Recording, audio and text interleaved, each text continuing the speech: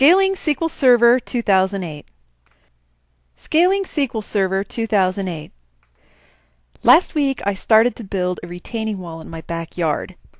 The first day I did this, it went really slowly because I was working all by myself. I had to just dig out a trench.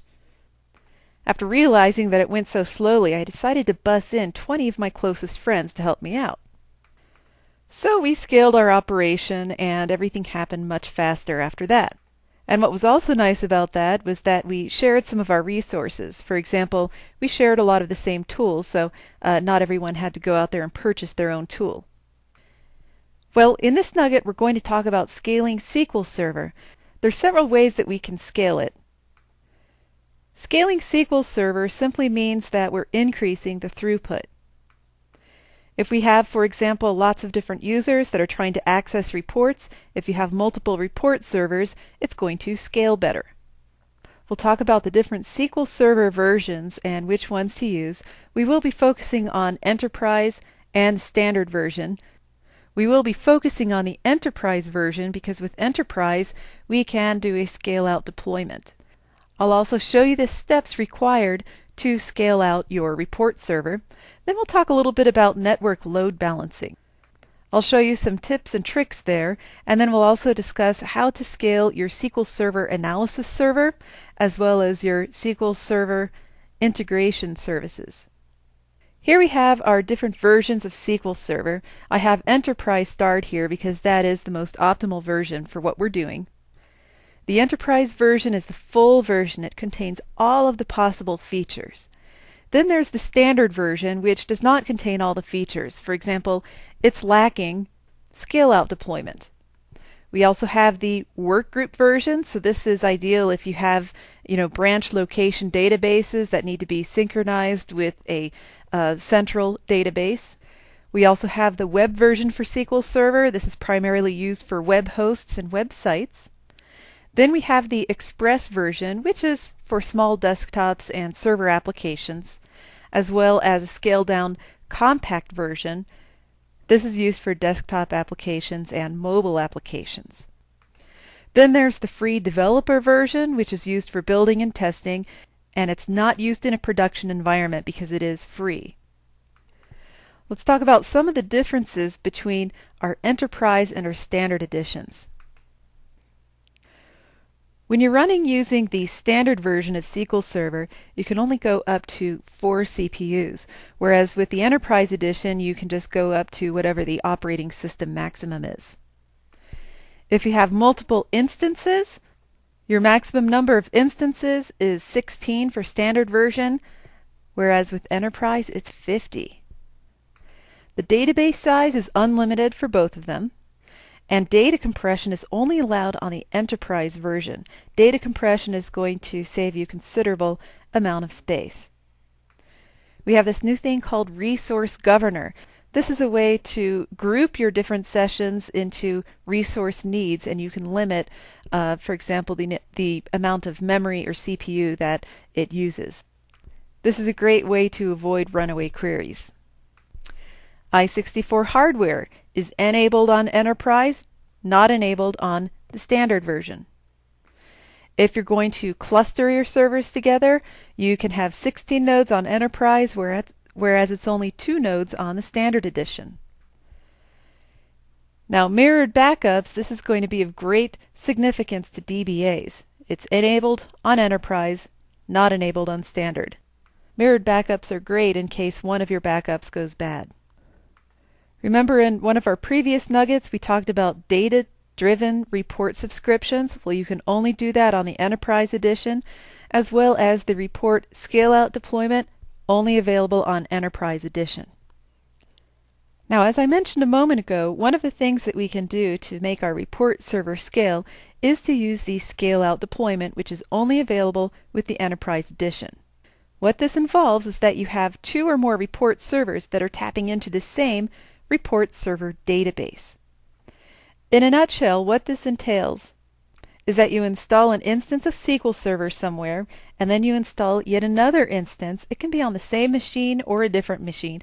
Ideally, it's going to be on a different machine, but for this demonstration, I need to have it on the same machine so you can see everything that I'm doing. when you install your second SQL Server instance, you make sure that you install but don't configure, and then you later go into your report services configuration tool and make those configurations. Then the last step you do is go into your report server configuration for the first server that you installed, go to the scale out deployment, and you should see the second instance in there and you can add it. So what I'd like you to do right now is take a minute and install a second instance of SQL Server. Go ahead and just put it on your same machine. Maybe call this one MS SQL Server 2. And during the installation, make sure that you say install but do not configure. So once you've done that, then we carry on. I'm going to go to my Report Services Configuration tool and make sure that I connect to my second instance. Okay, so here I have my MS SQL Server 2 right here. And make sure that it's actually up and running. As far as the service account, I'm going to go ahead and use the built-in network service account. And for the web service URL, if you haven't already set this, go ahead and do that. I created mine to be Report Server 2. And I put it on a different port as the first one. This step right here is the really important step. Under Database, you need to say Change Database and make sure that you choose an existing report server database and you select, here we can go ahead and test this connection to the server that hosts the database. That looks good. And then it asks you, what is your report server database? Make sure you select that one right there, and then hit Next. I'll go ahead and use the network service, and then hit Next again, and then Next right there, and it should just take a few seconds. I hit Finish. Now for my Report Manager URL, notice that it is the same port number as this, and you might need to override this value. I made mine be reports 2. Email settings, it's optional for right now. The execution account, that's optional too. Encryption keys is going to be disabled. If I make this a little bit smaller so you can see this, you'll see that this is grayed out, and that's because it hasn't been added to the web farm yet. But once we add it to the scale out deployment, we'll be able to back up the keys.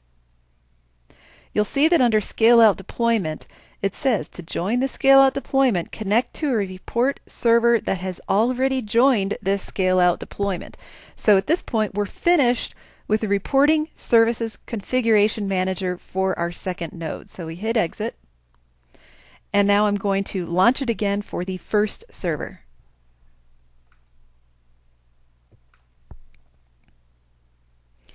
Here we go.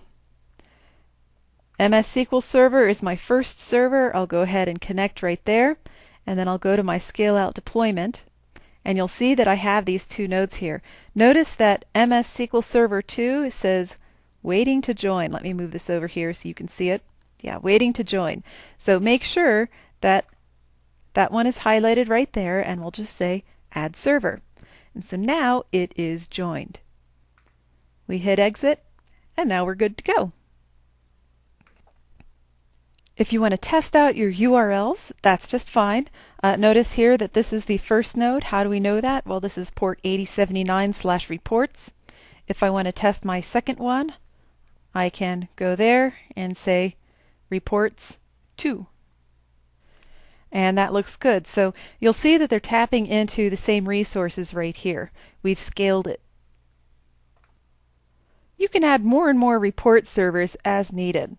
When we talk about our performance nugget, I'll show you how to look at the performance counters to see if your report servers are getting pounded.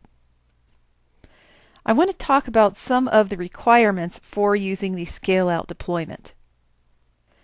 It's important to understand that all of the servers that are going to be in that scale-out deployment have to be of the same edition.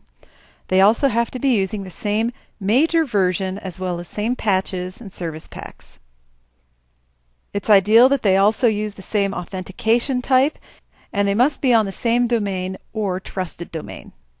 If you go into your reporting services configuration tool for your first server that's in that scale-out deployment and you don't see the others, then the problem is one of these issues most likely. You can even take this a step further and use network load balancing, or NLB. Using NLB simply means that you've got a server that has its own virtual URL, and all of the incoming requests are going to that server, and then that load balancer takes those requests and distributes it to the different report servers. It looks a little bit like this.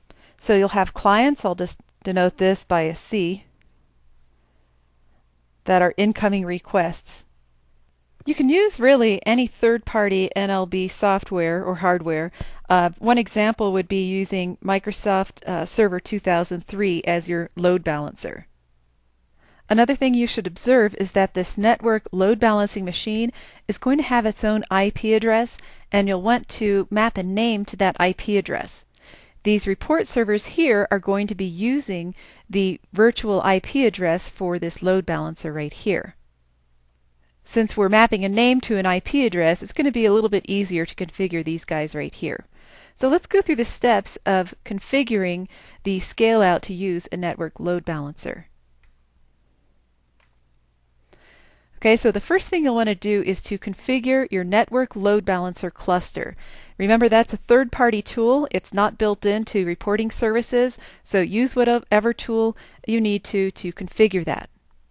Map a name to the IP address, as I mentioned a moment ago, and then test that your cluster is actually working. Your next step is to install reporting services in file-only mode on all the machines that are a part of that NLB cluster. Do not configure the virtual IP address quite yet. The next thing you're going to do is to configure the hostname and URL root to use that virtual IP address. To configure these two things, you're going to have to go into the configuration file for your report server. Let me show you where that's found. Right here I have my text pad. I know this looks a little bit cryptic, but I want you to pay attention to the path. You'll see here that I have under Program Files, SQL Server, msrs10.msql Server, so that's for my first node.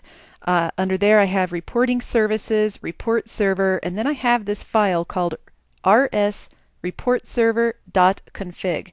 So each one of your nodes, each one of your report server nodes is going to have a corresponding file like this. So what I want you to do is just do a quick search on the tag called service. You can scroll down until you find this guy right here. Here's the URL root tag, and there is no hostname tag, but you can add it right in here. Really doesn't matter where you add it. I'm just going to add it right here at the top. So I would say hostname, opening and closing tag, and in there you have the host name of your virtual server. So let's assume that the name of my virtual server is virtual_serve. You can also put the IP address in there, but as I mentioned, we already mapped a name to the IP address, so it's a little more user-friendly if you use the name. Then for the URL root, you're going to say http:// and then the virtual server name /report server. Make sure you do the same thing for your second node and however many nodes you have for your report servers. And those are the steps involved with configuring your reporting services scale-out with network load balancing. Now there's other methods of scaling SQL Server besides just using your scale-out deployment with your report services. For example, you can scale out your SQL Server analysis service or your SQL Server integration service. So let's first of all talk about scaling out SSAS. Some tips for SSAS. First of all, you want to make your data house be read-only. Keep in mind that you're rarely changing the information. You might be loading data, but once the data is loaded, you're pretty much doing read operations. The advantage of having a data warehouse that's read-only is you're pretty much eliminating all of the contention. those exclusive locks that are placed on the database. And since you're primarily reading information only, having lots of indexes on your columns is really not going to hurt performance. In fact, it's going to help performance. Now, if you had an OLTP database that had lots of inserts, updates, and deletes, and you had tons of indexes, yes, that would impact your performance. But remember, with indexes, really the overhead is when we're performing DML activity. Really, only the performance impact that indexes are going to have in your read-only data warehouse environment is going to be actually creating the indexes. Another thing to take into consideration with those indexes is that you want to have a fill factor of 100. That means that we're filling up the pages as much as possible. What this is going to do is reduce any input-output activity. The smaller your fill factor, the more pages it's going to take to read. If you do have those indexes that I suggested, during your loads, it's actually considered a better practice to first of all drop the index and then perform the data insertion and then go ahead and add the indexes again. That's because the indexes take up space and the load time for the indexes is slower than actually recreating the indexes. Also make sure to perform your exports and your imports during slower times so you're not dealing with contention on the database. And then the last thing to consider is your data types. Use the smallest data types possible. For example, use varchar instead of nvarchar. Only use nvarchar if you absolutely have to. For example, if you're dealing with Japanese or Chinese characters, anything that's not ASCII based. For your numbers, use the lowest precision and scale as possible. This is going to reduce the amount of space that it takes up. So those are my points for optimizing your SSAS for scalability. Now let's talk about SSIS. Remember, with SQL Server integration services, we're essentially streaming all of our information. Everything is done in memory when possible. For example, we'll be loading data from an underlying database, then performing all of our transformations in memory, if possible, and then writing back to disk. So you want to avoid reading and writing from and to your disk, except for loading and extraction.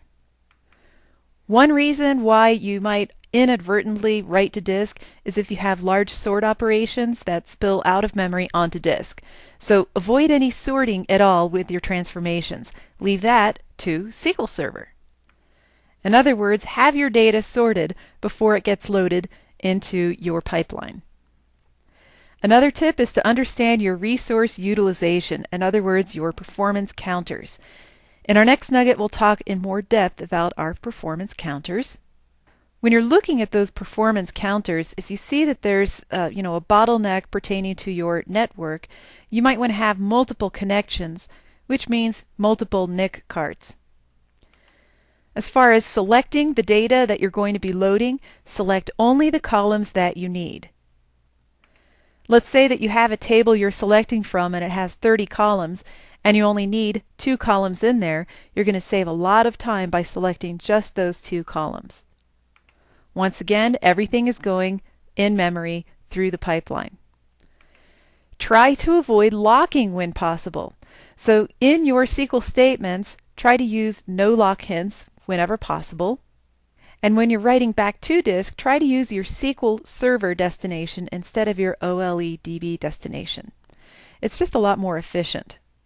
Also try to limit your commit size to under 5,000 records. This can be managed through the SQL Server configuration tool. Another thing to take into consideration is that heap inserts are going to be faster than clustered indexes. So whenever possible, try to avoid those clustered indexes. The network packet size by default is going to be 4K. Try to change that to 32K. That's going to reduce the network traffic. So those are some of the best practices for SSIS scalability. Let's talk about what we learned in this nugget. We first of all covered the different versions of SQL Server, focusing on Enterprise and the Standard Edition. By far, the Enterprise Edition is going to be the most optimal edition, although it does cost a little bit more for licensing. but one of the major features it provides is the scale-out deployment for your report servers. We then talked about our scale-out requirements for our report server. Make sure that your report servers are tapping into the same report server database. They might all be on different machines, and that's okay as long as they can ping each other on the network. In order to add a node to the scale-out deployment, you'll have to go to one of the nodes that is already part of the deployment, in other words, the first node, and then add the second one from there through the report server configuration tool. Then we talked about our report server scale-out using our NLB, or Network Load Balancing. You're going to use some third-party tools, such as Microsoft Server 2003, to act as your load balancer. You're going to map a name to the IP address there to make it a little bit easier. And then after you add your nodes to the scale-out deployment, you're going to configure the different nodes in the scale-out deployment to point to that virtual server. We talked about different tips for SSAS and SSIS scalability. The most important point with SSAS is try to make your data warehouse read-only so we reduce all that contention. And don't be shy about using those indexes because they're really not going to hurt you performance-wise in a read-only environment. Also make sure to use a fill factor of 100% since we're not using any DML activity. Then as far as SSIS tips, the most important point here is to avoid any reading from or writing to disk whenever possible. Of course, you're going to have to do that when performing the load and extraction, but try to avoid things such as sorting in your pipeline because that might spill out onto disk. Well, I hope this has been informative, and I'd like to thank you for viewing.